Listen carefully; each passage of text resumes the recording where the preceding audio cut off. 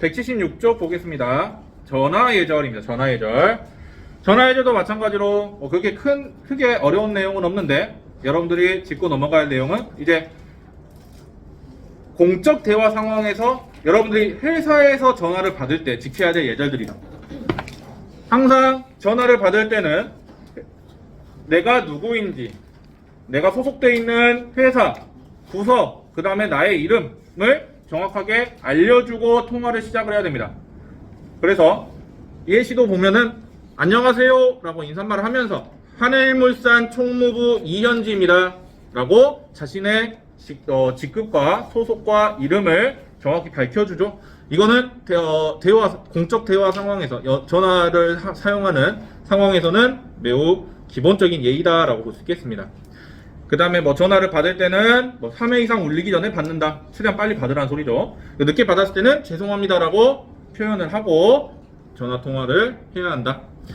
그리고 또 우리가 특히 봐야 하는 게 잘못 걸려온 전화가 왔을 때 우리는 이제 여기서 공손성의 원리라든지 대화의 원리들을 배웠습니다. 그렇기 때문에 상대방의 감정을 상하지 않는 표현을 사용해가지고 대화에 임해야겠죠. 그렇기 때문에 누군가가 전화 잘못 걸었다 해서 그 사람을 괜히 무한 줄 필요는 없죠. 그래서 전화 잘못 거셨어요 하고 툭 끊어버리는 게 아니라 좀 바꿔서 요령이 우리가 배웠던 요령의 경류를 사용을 해가지고 지금 찾으시는 분은 저희 회사에 안 계시는 분인데 혹시 전화번호를 다시 한번 확인해 주실 수 있으십니까? 처럼 이렇게 물어보는 형식으로 지금 전화를 잘못 건 것 같은데 번호 다시 한번 확인해 주세요 라는 그런 의도를 전달을 하는 것이죠. 그러면 상대방도 조금 덜 무안해하고 좀 감정이 덜 상하게 되겠죠.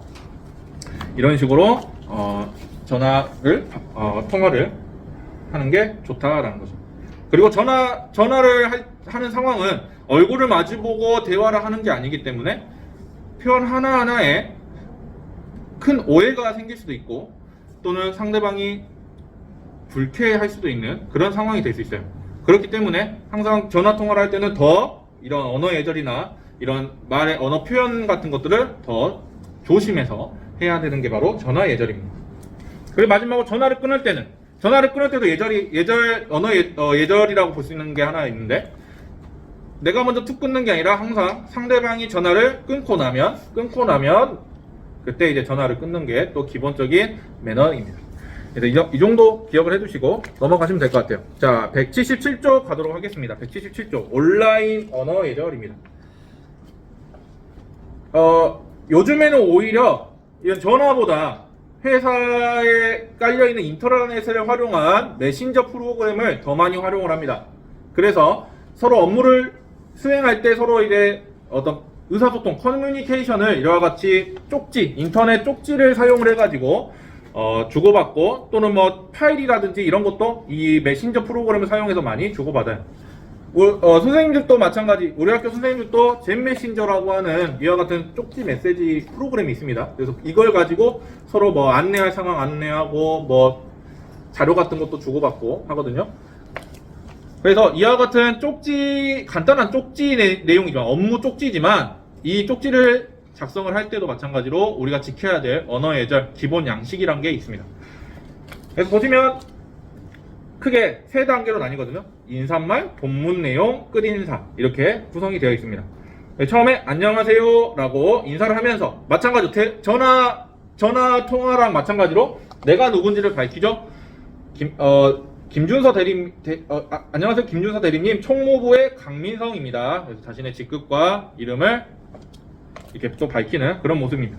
그리고 지난번에 요청하신 비품 단가표를 보내드립니다. 바쁘시겠지만 구매할 비품을 선정하여 18일 화요일까지 회신 부탁드립니다 라고 핵심 내용을 간결하게 정확하게 쓰는 게 아니라 간결하고 명확하게 짧게 딱 제시를 하는 게 오히려 더 효과적이다 라는 것이죠.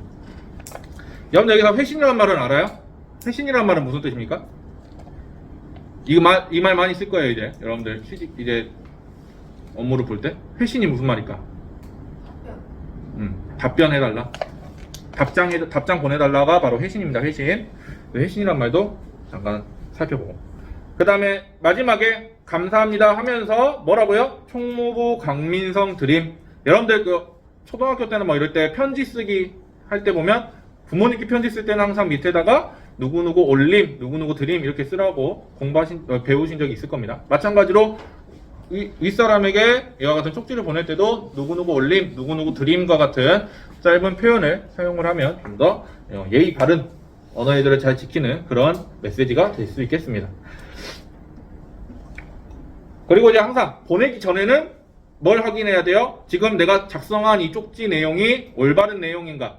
또는 틀린 부분은 없나? 또는 문법적으로 오류가 있는 부분은 없나? 다시 한번 딱 살펴보고 나서 이제 쪽지를 보내는 것입니다.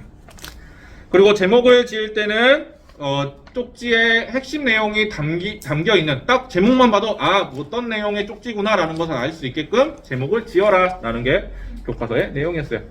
다시 한번 여러분들이 한번 쭉 읽어보시면 충분히 이해할 수 있을 만큼 그렇게 어렵지 않은 쉬운 내용이었습니다. 자, 그러면 178쪽으로 가서 1번에 1, 2, 3번 문제 지금부터 한번 풀어보십니다. 빈칸하고 OX 문제 한번 풀어보세요.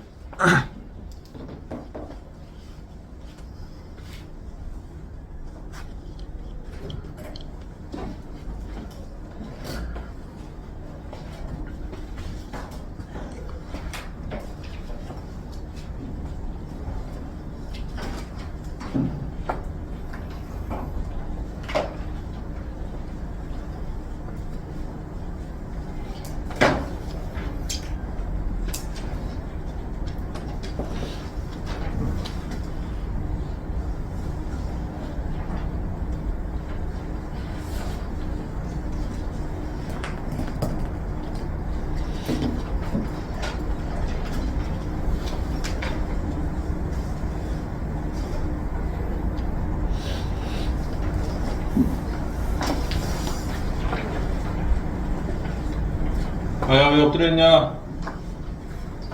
교과서 새로 왔네.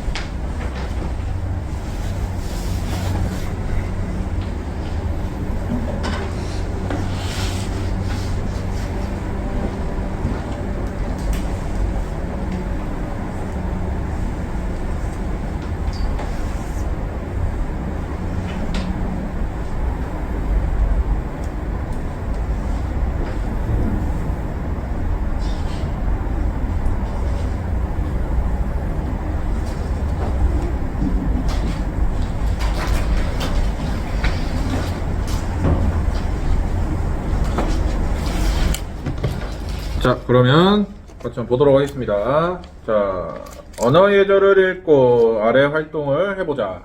1번, 직장 언어 예절의 기본 원리를 생각하며 빈칸에 알맞은 말을 써보자. 상대방을 존중하고 배려하며 예의를 갖추어 대화한다. 두 번째로, 상대방이 뭘 느끼지 않도록 완곡하게 표현한다. 완곡한 표현이라는 말은 선생님이 설명드렸습니다. 상대방이 불쾌감을 느끼지 않도록 직접적으로 표현을 하는 것보다는 좀 돌려서 간접적인 표현을 사용해서 대화를 하는 게 바로 완곡한 표현이다 라고 설명을 드렸어요. 자, 이와 같이 완곡한 표현을 쓰는 것은 상대방이 뭘 느끼지 않도록, 부담을 느끼지 않도록 완곡한 표현을 사용을 해가지고, 그래서 요령의 경륜을 사용한 것도 어떻게 보면 완곡한 표현이다 라고 볼 수 있겠죠. 그래서 도와주세요 라고 직접적으로 제시를 하는 것보다, 부탁을 하는 것보다 혹시 도와주시면 안 될까요? 이렇게 의문문의 형식으로 조금 간접적으로 좀 틀어서 이제 표현을 한 것이죠.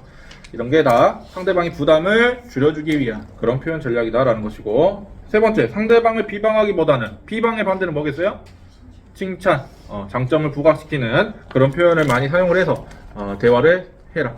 이것은 공손성의 원리 중에서 어떤 경륜이었다고?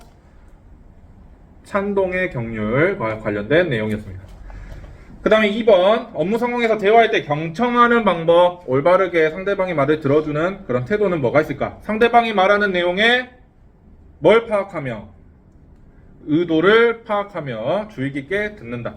상대방이 지금 무슨 말을 하고 있는지, 상대방의 말하고자 하는 그 말의 핵심 내용과 그 요지가 무엇인지를 잘 생각을 하면서 들어야죠. 항상 상대방의 말은 그냥 멍하니 듣는 게 아니라 그 말이 어떤 의미인지를 계속해서 머릿속으로 생각해 가면서 다시 되뇌이면서 상대방의 말을 계속 들어야 됩니다.